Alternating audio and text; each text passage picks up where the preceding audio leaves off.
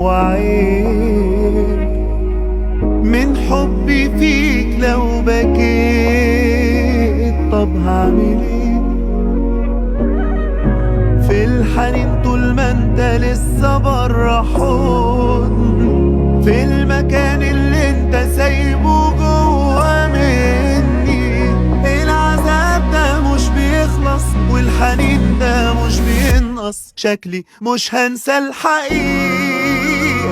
يوم ما تنسى قولي واعمل فيا معروف عالطريقة، يمكن اهدى يمكن اقدر انام واغمض كام دقيقة. كل حاجة ما بينا عايشة بالطريقة